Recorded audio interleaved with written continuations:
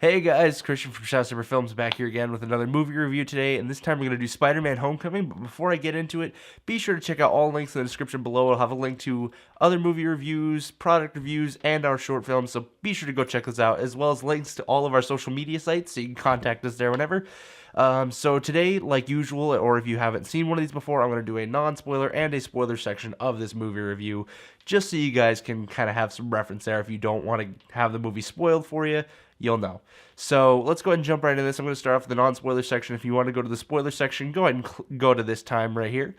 So anyways, to start off with, I like the idea that they didn't go into Peter Parker's backstory or Spider-Man's backstory as much. They just kind of slightly referenced it because it's been done so many times that it would make no sense for them to do it again. It's just kind of overdoing it at that point. So I'm really glad that they decided not to go in depth with it. The characters involved were actually a lot of fun. Tom Holland did a fairly decent job as Peter Parker. I was kind of worried about that at first, especially from the performance from Civil War. I wasn't too impressed with it. I was a little bit kind of concerned about it because I grew up as a Tobey Maguire fan. I know I'm probably going to get some flack for that, but that's how I was. That's how I am. So anyways, and the addition of Tony Stark actually had some very fun little purposes within the film, both for story and just comedic value, which I thought was really cool. The way that they kind of incorporated Spider-Man into the Marvel Universe was really awesome, and I really enjoyed it. And then, of course, Marvel's ending setup for another movie is fantastic as always. I'm super excited to see what they're going to make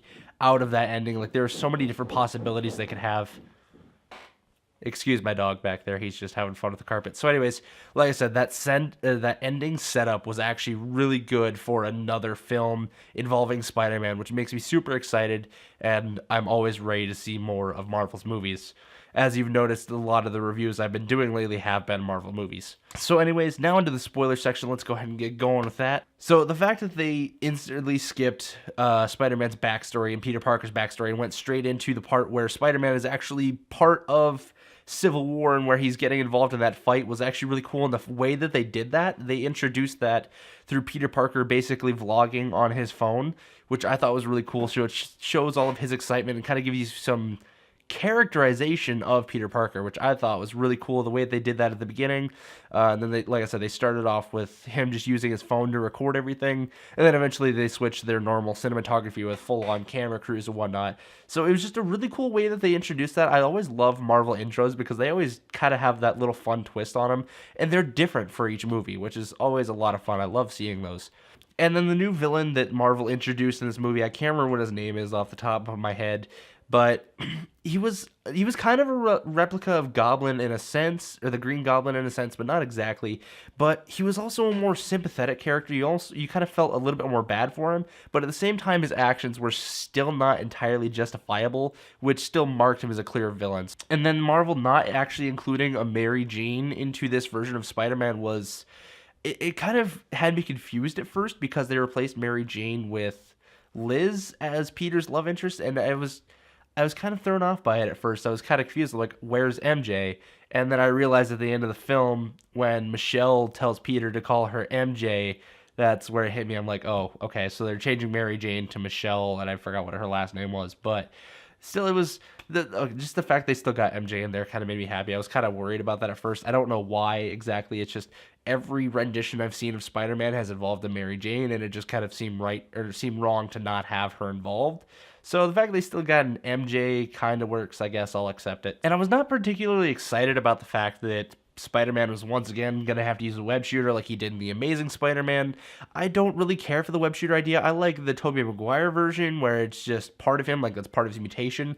But the way that they executed it in Homecoming actually kind of made me a little bit happier about it. I was more okay with the fact that they had a web shooter, like for the fact that there were like different settings of webs. Like they had the grenade webs, they had the electric webs. They had all these different varieties of the webs in the suit that Tony Stark built, and that to me was really cool. Like they did that really well, and it added so much more intensity and excitement to the film, and it just made it that much better. Also in this film, Marvel kind of showed Spider-Man as being more fundamentally flawed than most superheroes, because typically superheroes will have like those one or two flaws that are, you know, pretty obvious. But Spider-Man actually had several flaws because of the fact that he's still a teenager, and the way that they incorporated that into the factor, or like the way that they factored that in to the movie was kind of cool. Like, he made several mistakes throughout the film. Pretty much everything he did for the most part was a mistake, rather than just like the typical superhero one where they have like that one flaw that just makes them go all out and screw up. That's,